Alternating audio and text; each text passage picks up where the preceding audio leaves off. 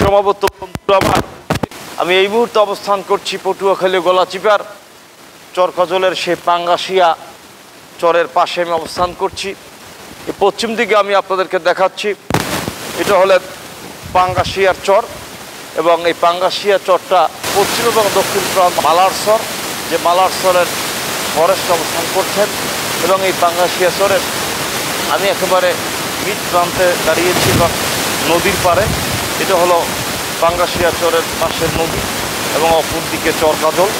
এবং এই চরকাজল ইউনিয়নের অন্তর্ভুক্ত এই এরিয়াটা এবং এটা হলো ছোটো কাজল মৌজার একটি চর। এই চরের পূর্ব ইতিহাসকে কেন্দ্র করে আমি একাধিকবারই অনলাইনে এসে বক্তব্য দিয়ে কারকে অবগত করার চেষ্টা করছি। আজকে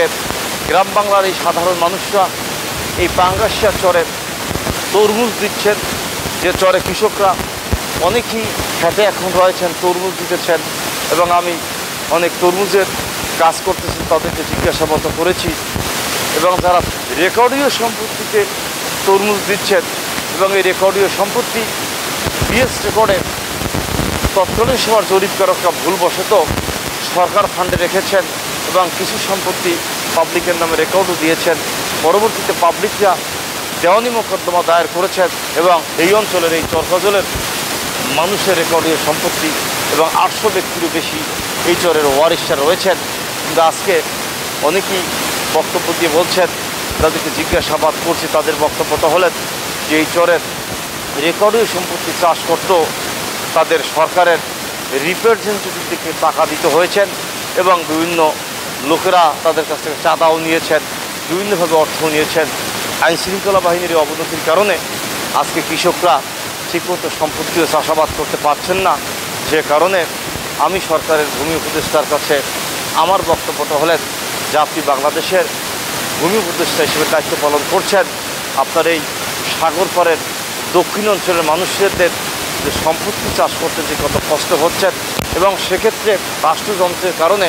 তারা যে অবহেলিত হচ্ছেন এবং রাষ্ট্রযন্ত্রের বিভিন্ন কারণে রাষ্ট্রযন্ত্র তাদেরকে সহযোগিতা করতে পারছে না, বরং এই রাষ্ট্রযন্ত্রের মাধ্যমেই বিভিন্ন লোকে এই সম্পত্তি দখল করছেন এবং রেকর্ডীয় মালিকদেরকে সম্পত্তিকে বিতরিত করতে যাচ্ছেন। আজকে আমার ভূমি উপদেষ্টার কাছে বক্তব্যটা হলেন চরকে কেন্দ্র করে যে আজকে ফৌজদারি অপরাধের সৃষ্টি হচ্ছেন, সহিংস পরিবেশের সৃষ্টি হচ্ছেন, দখলের কারণে আজকে খুন জখম হওয়ার পর সম্ভাবনা রয়েছেন। এই চরের যারা সাধারণ কৃষকরা রয়েছেন তারা তাদের নিরাপত্তা পাচ্ছেন না এবং তাদের এই নিরাপত্তাহীনতার কারণে আজকে ফৌজদারি মামলার সৃষ্টি হচ্ছে এবং সহিংস পরিবার সৃষ্টি হচ্ছে, একাধিক মামলাও হচ্ছে। ভূমি উপদেষ্টার কাছে আমার বক্তব্যটা হলেন আপনার রাষ্ট্রযন্ত্রের মাধ্যমে আপনি এই চরের মানুষ যাতে কৃষিকাজ সঠিকভাবে করতে পারেন এবং যাতে তাদের রেকর্ডীয় সম্পত্তি থেকে বেদখল না হন, সে বিষয়ে প্রয়োজনীয় ব্যবস্থা গ্রহণ করার জন্য